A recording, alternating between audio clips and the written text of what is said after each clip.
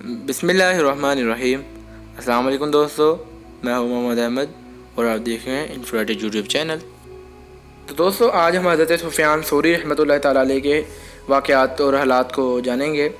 तो आज हम उनका तारुफ़, करामत और वाक़यात को पढ़ेंगे। तो वीडियो शुरू करने से पहले मेरी आपसे दरख्वास्त है कि अगर आपको हमारा चैनल पसंद आए और हमारी वीडियो पसंद आए तो वीडियो को लाइक और चैनल को सब्सक्राइब लाजमी करें और हमारी वीडियो को शेयर करें ताकि ये इल्म लोगों तक जल्द से जल्द फैले। जज़ाकल्लाह। दोस्तों, हमेशा की तरह किताब का हवाला देते हुए कि किताब तज़किरातुल औलिया, इसके मुसन्निफ़ फ़रीदुद्दीन अत्तार और राबिया बुक हाउस से छपी हुई किताब है। तो आप ये किताब लेकर पढ़ सकते हैं बाज़ार से। तो हज़रत सुफ़ियान सौरी आप शरीयत और तरीक़त में कामिल और उलूम रसालत के वारिस थे, जिसकी वजह से अवाम ने आपको अमीरुल मोमिनीन का ख़िताब दिया और उलूम ज़ाहिरी और बातिनी पर आपको मुकम्मल दस्तरस हासिल थी और बहुत से मशाइखीन आपकी सोहबत से फ़ैज़याब हुए। आपके ताइब होने का वाक़या ये है कि एक मरतबा मस्जिद में दाखिल होते वक्त पहले उल्टा पाँव मस्जिद में दाखिल रख दिया, जिसके बाद ही से ये निदा आई, ए सौरी, मस्जिद के हक़ में गुस्ताखी अच्छी नहीं। बस इस दिन से आपका नाम सौरी पड़ गया।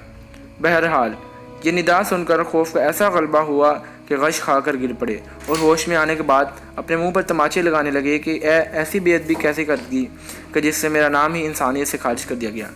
तो दोस्तों, आपको बताते चलें कि फ़ारसी में सौरी का मतलब बैल को कहा जाता है। तो लिहाजा आप इसी वजह से बेहोश हुए कि आपको इंसानियत से निकाल दिया गया एक गलती की वजह से। इसी तरह का एक वाक़या ये भी है कि आप जा रहे थे कि किसी के खेत में आपका पाँव पड़ गया, तो फिर से ये निदा आई कि और तुमने ये क्या कर दिया, किसी के खेत में बिला ज़्यादा तुमने पाँव दाखिल कर दिया। तो इस वजह से आपका नाम सुफ़ियान सौरी रहमतुल्लाह ताला मशहूर हुआ। आपकी करामात में यह है कि एक मरतबा खलीफा वक्त नमाज़ पढ़ते हुए अपनी दाढ़ी पर हाथ फेर रहा था। आपने फरमाया कि ऐसी नमाज कतई बेहकीकत है और क़यामत में तेरी नमाज गेंद की तरह तेरे मुंह पर मार दी जाएगी। खलीफा ने झड़क कर कहा, खामोश रहो। आपने फरमाया, हक गोई में मैं कैसे खामोश हो जाऊँ। ये सुनते ही खलीफा ने गज़बनाक होकर हुक्म दिया कि इसको फांसी दे दो। और दूसरे दिन ठीक फांसी के वक्त आप एक बुज़ुर्ग हज़रत सुफ़ियान बिन आयना के दानों पर सर रखे हुए, पैर फैलाकर आंखें बंद किए हुए लेटे हुए थे और लोगों ने कहा कि फांसी का वक्त करीब है। तो आपने फरमाया, मुझे इसका ज़र्रा बराबर भी खौफ नहीं, लेकिन मैं हक गोई से कभी बाज ना आऊँगा। फिर अल्लाह ताला से अर्ज़ किया कि ए अल्लाह, खलीफा मुझे बेकसूरवार सज़ा देना चाहता है, इसलिए इसको इसका बदला लाज़मी मिलना चाहिए। इस दुआ के साथ ही एक धमाके के साथ ज़मीन शिक हो गई और खलीफा और वज़रा समेत इसमें धंसा चला गया। जब लोगों ने अर्ज़ किया कि इतनी ज़ोदो असर दुआ हमने कभी नहीं देखी, तो फरमाया कि मेरे इजहार हक़ की वजह से दुआ ज़ोदे असर बन गई। और फिर जब दूसरा खलीफा अपने पहले खलीफे का कायम मकाम हुआ तो आपके अक़ीदतमंदों में रहा। चनाचा जब आप बीमार हुए तो बग़र्ज़ इलाज इसने एक तबीब आपकी खिदमत में भेजा। वो आतिश परश था। तो इसने आपके कारोरे की जांच करने के बाद बताया कि इनका जिगर खौफ इलाही से पाश पाश हो चुका है और इसके रेज़े पेशाब में आ रहे हैं। फिर इसने कहा कि जिस मज़हब में ऐसे अफराद हों वो मज़हब कभी बातिल नहीं हो सकता। ये कहकर वह खुलूस नीयत के साथ मुसलमान हो गया। और जब ये वाक़या खलीफा ने सुना तो उसने कहा, मैंने तो तबीब मरीज़ के पास भेजा था, लेकिन अब महसूस होता है मरीज़ तबीब के पास पहुँचा है।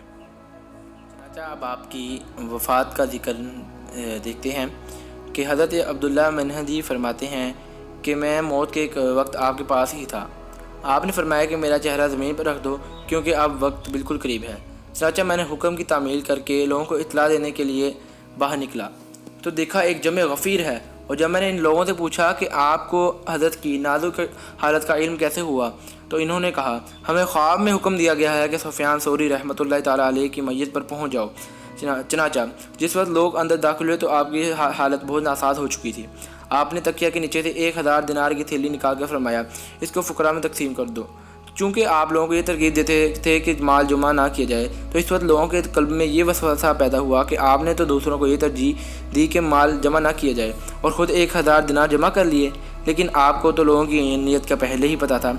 चनाचा आपने फरमाया कि इन दिनारों से मैंने ईमान का तहफ़्फ़ुज़ किया है, क्योंकि इब्लीस मुझे जब भी पूछता था कि अब तुम कहाँ से खाओगे, तो मैं जवाब देता था कि मेरे पास तो ये दिनार मौजूद हैं। जब वो सवाल करता कि अब तुम कफन कहाँ से लोगे, तो मैं जवाब देता कि ये मेरे पास दिनार मौजूद हैं, तो मुझे किसी की कोई ज़रूरत नहीं। चनाचा मैं इन दिनारों से शैतानी वसवसे का मुकाबला किया करता था। ये फरमाकर आपने कलमा पढ़ा और दुनिया से कूच कर गए। तो अब ये देखते हैं कि आपके पास ये दिनार आए कहाँ से। تو اس کے بارے میں یہ کہا جاتا ہے کہ بخارا میں ایک شخص فوت ہو گیا جس کا ورثہ شرعی اعتبار سے آپ کو پہنچتا تھا، چنانچہ قاضی نے مال الوراثت کو امانتاً جمع کر کے آپ کو اطلاع بھجوا دی۔ اس وقت آپ کی عمر صرف 18 سال تھی۔ جب آپ بخارا پہنچے تو بستی کے قریب لوگوں نے آپ کا استقبال کیا اور آپ کی امانت آپ کے سپرد کر دی۔ یہ وہی رقم تھی جو آپ کے پاس جمع تھی اور مرتے وقت تک اس کو آپ نے خرچ نہیں کیا اور اپنے پاس ہی رکھا، اور جس مرنے کے بعد اس کو صدقہ کرنے کا حکم دے دیا۔ تو دوستو یہ تھی آج کی ہماری ویڈیو، اور آپ نے جانا حضرت سفیان ثوری کے بارے میں۔ تو اگر آپ کو یہ ویڈیو پسند آئی ہے تو ہمیں کمنٹ میں بتائیں کہ آپ ایسی ویڈیو اور بھی دیکھنا چاہتے ہیں، اور ویڈیو کو لائک کر دیں، شیئر کر دیں۔ جزاک اللہ خیر۔